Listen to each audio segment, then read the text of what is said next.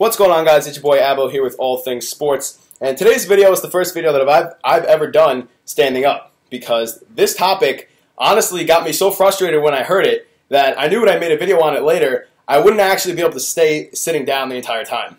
So, Robert Griffin III apparently thinks that he is the best quarterback in the NFL. That's right, you heard that correctly. The #1 QB in the entire NFL. Now, looking back on Robert Griffin III's career, he actually had a really good rookie season. I actually have the numbers for you right here.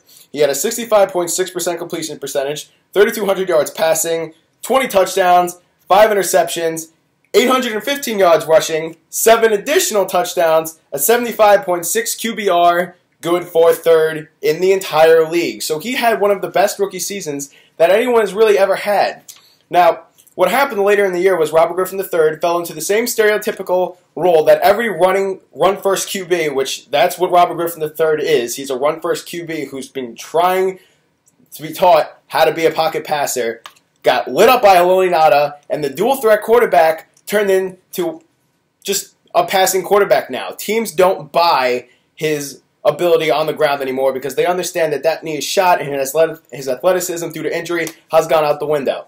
So, in 2013, after that rookie season, which was sensational, but he lost in the playoffs, he had a 60.6% completion percentage, down from the year before, 3 more passing yards, 3,203, 16 touchdowns, 12 interceptions, 489 yards rushing, so about 260 less, 42.2 QBR, good for 24th in the league. So he goes from 3rd in QBR to 24th, has 3 more passing yards, but his interceptions go up by 7, and his rushing touchdowns go from 7 to 0.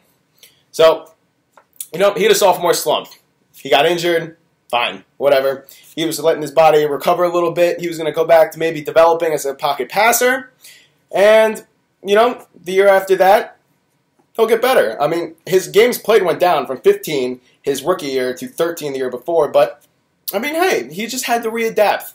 He's a fantastic, talented quarterback with good arm strength. Clearly has confidence in himself, so obviously in his 3rd year, he'd come back and be better. So, 2014, 68.7% completion percentage. That's up. That's the highest of his career. 1,694 passing yards, 4 touchdowns passing, 6 interceptions, 176 yards rushing, 1 TD, 33.5 QBR. I actually had to go and scroll down to the next page to find he is 57th in QBR among all quarterbacks. He had 9 games played. So Robert Griffin III from 2013 to 2014 played 4 less games, and his team actually won an additional game. His team, when he was a rookie, went 10-6 to 3-13 to 4-12. And this is a guy that has 0 playoff wins. Now, when you're asked a question about your ability as a quarterback, whether or not you believe it, you're supposed to give an answer that shows that you have some self-belief. You believe that you're going to go out there, you're the best option for your team, and you are totally confident in your ability to improve every single year, get better, and develop the quarterback position, and try to make the people around you better. Gaining knowledge from your head coach, who, by the way, he has had a terrible relationship with every single head coach, because since he's been drafted, he's always had that sense of entitlement. He's had textbook narcissism. Robert Griffin III has had everything handed to him. He feels like he's entitled to the quarterback position. Apparently, since the second he stepped into that locker room, he's rubbed half his team the wrong way, and they don't feel like he is the solution long term. But Robert Griffin III at 0 playoff wins gets asked this question, what do you feel about your expectations as a quarterback? How do you feel going into the season? And he thinks he is the best quarterback in the league. Now, this is ridiculous for several reasons, but if you listen to true, great all-time quarterbacks, Peyton Manning, Andrew Luck, who's actually, we'll leave Luck out of this, Tom Brady, Aaron Rodgers, you listen to them after the game, how do you feel going into the season? You had a great game today. You guys won 36-4. 36-7, 4 is not really a reasonable number. How do you feel? And the first thing they do is credit their team, their receivers. Jordy Nelson played great. Demaryius Thomas was amazing. Julian Edelman played great. Gronk is a matchup nightmare. My secondary played amazing today. My defense is fantastic. You listen to Bill Belichick, who's probably one of the most winningest head coaches, whether or not you believe Brady deflated footballs or you think Belichick's a cheat, you have to admire the fact that they win. You listen to him, he's like an automated messaging machine. How do you feel about how dominant your team was today? Do you feel like you guys are a Super Bowl contender? We had a great game today. We're on to insert team name here. They will not buy into their own ego. They give all the credit to the people around them. They diffuse all talk about Super Bowl or any kind of nuance like that. There is no individual focus on any one of those teams. They deflect any kind of criticism to, I played bad today.